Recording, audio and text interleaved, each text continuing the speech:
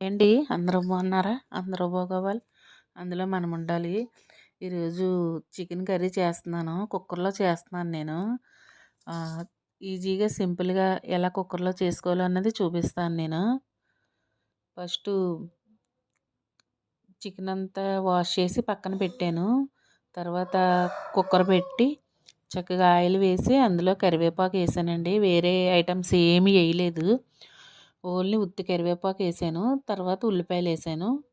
ఉల్లిపాయ, పచ్చిమిరపకాయ వేసిన తర్వాత కొంచెం పసుపు వేసాను. మీకు సింపుల్‌గా అయిపోవాలి, ఈజీగా అయిపోవాలి. ఇది పారం కోడి అండి. కొంచెం నాటుకోడిలా గట్టిగా ఉంటది కాబట్టి దీన్ని నేను కుక్కర్‌లో ఎలా వండుకోవాలో ఈజీగా మీకు చూపిస్తున్నాను. తర్వాత ఉల్లిపాయ, పచ్చిమిరపకాయ బాగా మగ్గిన తర్వాత 2 స్పూన్లు అల్లం వెల్లుల్లి పేస్ట్ వేసాను. నేను కేజీ చికెన్ తీసుకున్నాను. 2 స్పూన్లు అల్లం వెల్లుల్లి పేస్ట్ ఉల్లిపాయలు వేసిన తర్వాత శుభ్రంగా నీట్‌గా ఒక 5, 6 సార్లు నీట్‌గా వాష్ చేసి పెట్టుకున్న చికెన్ ఉంది కదా! అది వాటర్ పడకుండా ఉత్తి చికెను తీసి మనం కుక్కర్‌లో పెట్టాలి. ఈ కుక్కర్‌లో ఉల్లిపాయలు వేసిన తర్వాత అల్లం, వెల్లుల్లి చక్కగా ఈ చికెను కలిపి మనం బాగా కలుపుకోవాలి. కలుపుకొని మూత పెట్టుకొని చక్కగా మగ్గించుకోవాలండి. చక్కగా మగ్గించుకుంటే మనకి ఎక్కడ నీసు వాసన అనేది రాకుండా ఉంటది. ఉప్పు నేను అసలా కొద్దిగా ఉప్పు వేసానండి ఉల్లిపాయల్లోను. ఇప్పుడు బాగా ఒక 10 నిమిషాలు చికెన్ మగ్గింది. వాటర్ కూడా దగ్గరగా వచ్చేసింది.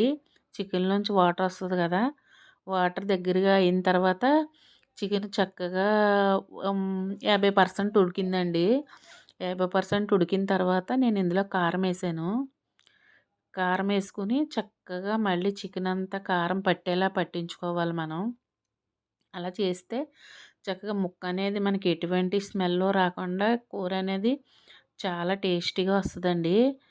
తినడానికి కూడా చాలా కమ్మగా ఉంటది. కారం కూడా ఒక 5 నిమిషాలు బాగా మగ్గిన తర్వాత ధనియాలు, జీలకర్ర, దాల్చిన చెక్క, యాలక్కాయ, లామొగ్గ, గసగసాలు, జీడిపప్పు వేసి పేస్ట్ చేశానండి. పేస్ట్ చేసి ఇప్పుడు కారం అంతా బాగా పట్టిన తర్వాత ఈ పేస్ట్ కూడా వేసి చక్కగా ఇది కూడా ఒక 2 నిమిషాలు బాగా నూనెలో మగ్గనివ్వాలండి.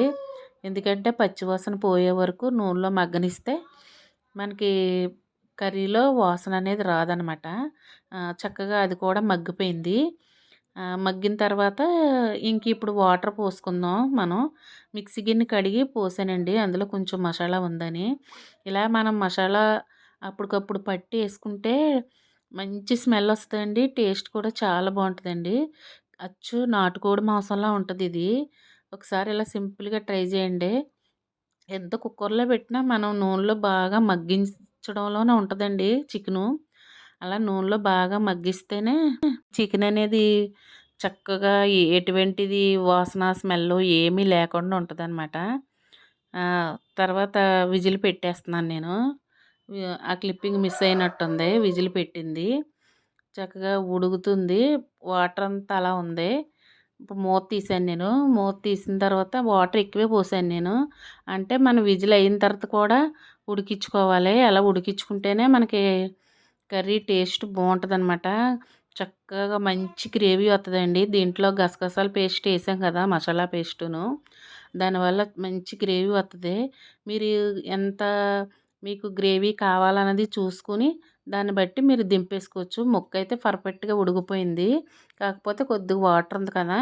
ఆ వాటర్ ఇంకిపోయే వరకు ఉంచుకొని మీకు తినే దాన్ని బట్టి చూడండి. కొంచెం మంది బాగా పలచగా తింటారు. కొంచెం మంది కొంచెం చిక్కగా తింటారు. మేమైతే కొంచెం బాగా చిక్కగానే తింటామండి. అందుకని నేను కొంచెం బాగా ఉడకనిస్తాను. మా వోళ్ళకైతే పిచ్చ పిచ్చగా నచ్చేసింది. ఒక పూటలోనే ఖాళీ చేసేసారండి. అంత బాగా నచ్చేసింది. టేస్ట్ అయితే సూపర్‌గుంది. ఒకసారి ఇలా ట్రై చేయండి. మసాలా అప్పటికప్పుడు ఆడి అలా ఎయ్యండి. ఏస్తే కర్రీ సూపర్ ఉంటదండి. కొద్దిగా ఉప్పు తక్కువైందని ఉప్పేసాను నేను. ఇంకా గనక మీరెవరైనా మన ఛానల్‌లో సబ్స్క్రైబ్ చేసుకోకపోతే సబ్స్క్రైబ్ చేసుకోండి. బెల్ ఐకాన్ క్లిక్ చేసి ఫ్రెండ్‌కి షేర్ చేయండి. కర్రీ దగ్గరికొచ్చేసింది చూసారు కదా! మొత్తం ఆయిల్ అనేది వదిలేసింది. నేనైతే అంత ఆయిల్ పోయలేదు. ఇది పారం కోడి కాబట్టి ఎక్కువగా ఆయిల్ వస్తదండి. అది దగ్గరికొచ్చేస్తే ఆయిల్ కూడా ఇమిడిపోయినట్టు అయిపోతది. ఇగ కర్రీ డిష్ ఔట్ చేసేసాను. Bye friends.